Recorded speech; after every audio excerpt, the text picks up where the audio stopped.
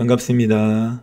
이번 영상에서는 지금 오늘이 8월 14일인데요. 8월 12일에 박셀바이오라는 종목의 차트가 분봉이 너무 교과서처럼 이렇게 딱 정석적으로 움직였기 때문에 그거에 대해서 말씀을 드리고자 합니다. 먼저 좀 주의하실 점은 D마크가 지지나 저항의 역할을 한다라는 것, 그리고 돌파 시에는 거래량이 동반되어야 한다라는 것, 이건 이제 잘 알고 계시는 것들이죠. 지지를 실패하면 저항이 된다.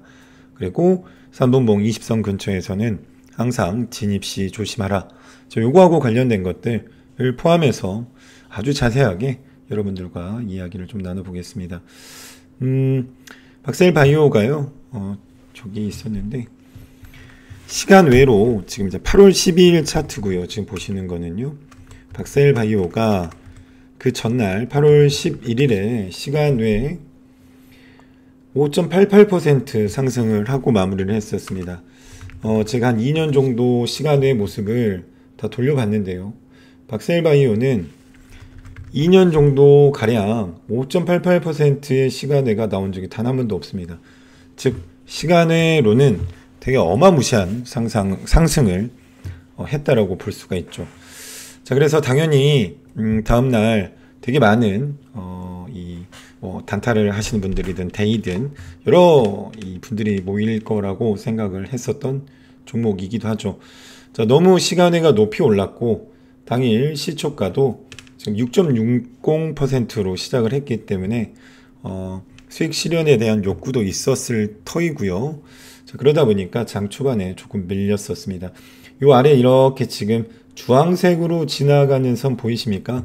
제가 그 부분을 까만 선으로 좀 대체를 해서 보여드리도록 하겠습니다. 제 거는 이제 원래 주황선으로 들어가지만 제가 잘 보이도록 까만색으로 표시를 해드릴게요. 자, 여기 지금 까맣게 지나가는 선이 사실은 D마크가 표시되어 있는 선입니다. 자, 이렇게 장 초반에 높게 시작을 했지만 이 D마크 선의 지지를 받으면서 다행히도 상승을 했고요. 여기 상승하는 모습을 보시면 이 장 초반에 3분봉에 비해서 거래량이 별로 안 되네 라고 생각하실 수도 있습니다. 근데요 1분봉으로 보면 그렇지가 않습니다. 저는 1분봉과 1봉과 3분봉 세 가지를 같이 보고 있습니다. 여기 보시면 물론 이제 시초가를 돌파하는 그런 거래량이 나온 건 아니지만 그 전에 있었던 다른 봉들보다도 훨씬 월등히 높은 거래량을 보여주면서 여기를 상승하는 모습을 보실 수가 있으십니다. 자, 여기 한번 봐보죠. 여기의 모습인데요. 여기 이제 시초가 때 요만큼 거래량이 나왔고, 그리고 이 D마크 선을 기준으로 해서, 그리고 1분 봉상 20선을 기준으로 해서 이렇게 쭉 좀 약간의 박스권을 그리면서 W 패턴도 그리면서 가다가 갑자기 거래량이 빵 터지죠. 자, 이때 이 거래량은 일단 꼭 전고점에 있는 오늘 장 초반에 있었던 거래량은 아니지만 절반 이상의 거래량이 터지면서 이 두 번째 있었던 1분 봉보다 훨씬 많은 양의 거래량이 터지면서 여기를 돌파하게 됩니다. 자, 돌파 이후에요. 가다가 100% 즉 전일의 거래량의 100%가 되는 지점에 저는 이제 이렇게 노란색이 표시가 되는데요. 그 지점에 가서 한 템포 이렇게 호흡을 가다듬는 모습을 보이고요. 그리고 다시 한번 여기에서 다시 한번 거래량이 똑같은 이 이전과 똑같은 거래량이 터지면서 다시 한번 이렇게 상승을 하는 모습입니다. 저희가 진입하는 시점은 어디가 돼야 될까요? 이렇게 횡보를 하는 구간에 진입을 하면 괜찮을까요? 아닙니다. 항상 명심해 두셔야 되는데, 일단 저희가 이제 매매를 할 때 무조건 진입해야 되는 것은 제 개인적인 생각이지만, 양봉의 거래량이 터지지 않으면 절대 진입하시면 안 됩니다. 일단은 내려갈 때 진입하시는 거 절대 반대고요. 그리고 올라갈 때 미리 내려올 거라고 예상해서 이제 제가 보는 이 피보나치 수열이라든가 이런 부분에다가 매수를 미리 이렇게 걸어 놓는 경우도 반대합니다. 이게 이렇게 쭉 내려가다가 맞고 튕겨 올라가면 상관이 없지만 이렇게 쭉쭉쭉 줄줄줄 흘러내리는 경우도 많기 때문에 별로 추천을 하지는 않고요. 자, 그러면 이런 종목들을 계속 쳐다보고 있어야 되느냐, 내가 이렇게 거래량이 돌파할 때까지. 네, 저 같은 경우는 하루에 거래해야 될 종목들을 미리 선정을 해놓고 그 종목만 보고 결정을 하기 때문에 뭐 여러 가지 종목이라든가 검색식을 통해서 순간순간 결정을 내리지를 않거든요. 잘. 그래서 미리 이제 짜여진 어떤 종목을 선정을 해놓고 그 종목이 좋은 위치에 왔을 때 매매를 하자라는 주의이기 때문에 이런 식으로 거래를 하고 있습니다.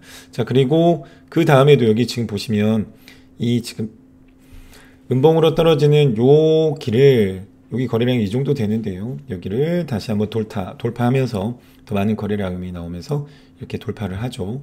그리고 상승을 합니다. 자, 상승을 하면서 잘 보시면 뭐 1분봉이든 3분봉이든 예외 없이 둘 다 보일 수 있는데요. 제가 여기 있는 걸 좀 지울게요.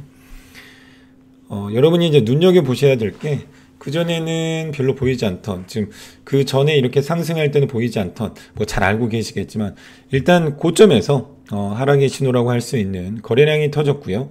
그리고 영망치 형태를 보여주고 있습니다.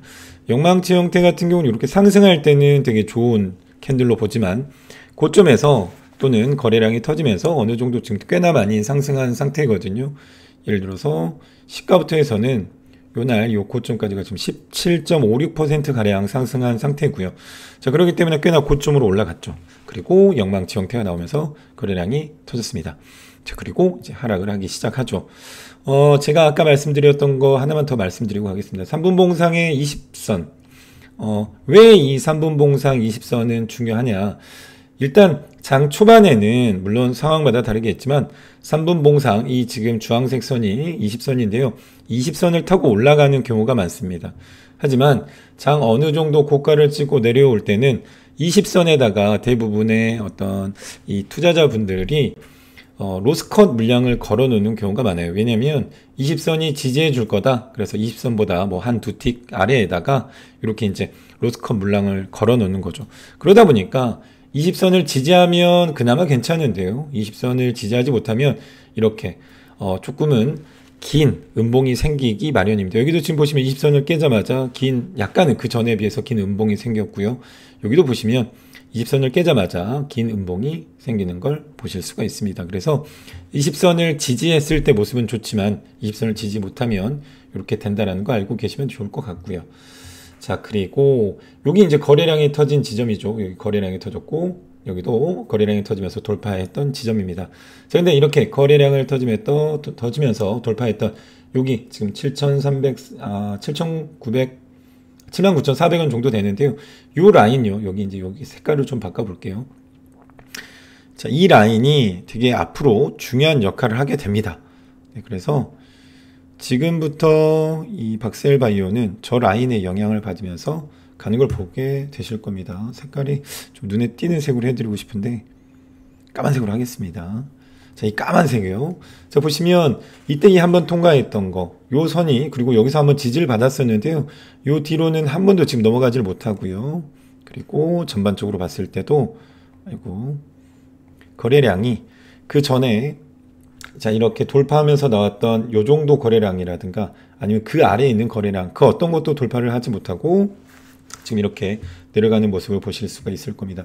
자, 그리고 이 두 번째 돌파할 때 우리 이제 2차 매수 시점이었었던 부분 같은 경우에 여기가 이 앞으로도 저항으로서 작용하는 모습을 보여주면서 되고 있고요. 만약에 여기서 거래량을 만약에 여기 있는 아래선 정도까지만 거래량이 동반되었다. 또는 더 많게는 요 거래량 이 빨간 선으로 봤을 때 위에 라인까지만 거래량이 동반이 되면서 요 부분을 강하게 돌파를 했다. 그러면 다시 한번 시세를 줬을 수도 있을 것 같습니다.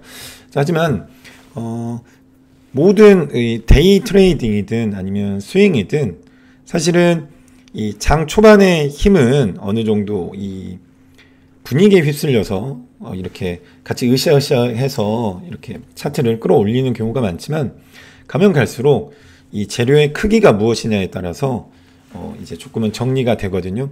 스윙도 마찬가지로 재료의 크기가 커야지만 스윙을 하실 수가 있는 거고요. 데이도 마찬가지로 재료의 크기가 어느 정도냐에 따라서 데이가 성공 가능성이 있냐 없냐를 결정한다라고 보시면 됩니다. 자, 이 박셀바이오는 전날도 뉴스가 안 나왔었고요. 당일날 뉴스가 나오긴 했었습니다. 아시는 분들도 계시겠지만 박셀바이오 같은 경우는 박스NK라는 간암 치료제를 개발하고 있고요. 이 박셀바이오가 장 중반에 이렇게 이제 발표를 했어요. 9월에 개최될 2개 학술 대회에서 임상 2상 예비 결과를 발표하겠다. 근데 이게 어떤 영향을 미칠 만한 어떤 결과가 나왔다라는 것이 아니라 앞으로 발표할게 라는 식의 그런 공시가 나왔었거든요. 공시라고 보기는 그렇고, 네, 이제 찌라시가 나온 거죠. 자, 이게 여기 이 박셀바이오가 계속 내려가고 있던 것을 이렇게 돌리기에는 역부족이었던 것 같습니다. 아마 중간중간에 이렇게 치고 올라갔지만요. 자, 그리고 박셀바이오는 저렇게 이제 마무리를 했고요. 물론, 일봉으로 봤을 때는 상당히 많이 올라간 편이죠. 지금 이렇게 무거운 종목이 이렇게 종가가 11.76%까지 올라갔다는 것은 되게 그래도 좋은 어떤 수익을 안겨줬던 종목이라고 볼 수가 있습니다. 자, 시간의 단일가는 마이너스 1.03%로 마무리가 됐지만 또 다음 주에 우리 이제 광복절이 지나고 나서는 또 다른 어떤 소식이 있거나 아니면 또 장 초반에 이렇게 수급이 몰리다 보면 지금 보시는 것처럼 이 돌파를 거래량을 그러니까 동반한 돌파를 말씀드리는 거고요. 거래량을 동반한 돌파가 나오고 그리고 다시 한번 지지를 받고 다시 돌파하고 이런 식의 모습이 언제라도 나올 수 있으니까 잘 매매에 참고하시면 될 것 같습니다. 그리고 이렇게 거래량을 동반하면서 돌파했던 지점이 다시 한번 저항이 된다라는 거 이게 이제 너무 이렇게 잘 떨어졌고요. 그래서 여기 이제 거래량까지 같이 보셨더라면 요런 지점에서 지금 뒷부분에 있는 요런 세 부분 정도에서는 현혹되면서 뇌동모임이나 이런 걸로 좀 진입은 하지 않으셨을 거라는 생각이 듭니다. 자, 그래서 이렇게 박셀바이오를 보면서 종목에 대해서 알아봤습니다. 이번 영상은 여기까지 마치고 또 다른 영상으로 찾아뵙겠습니다. 감사합니다.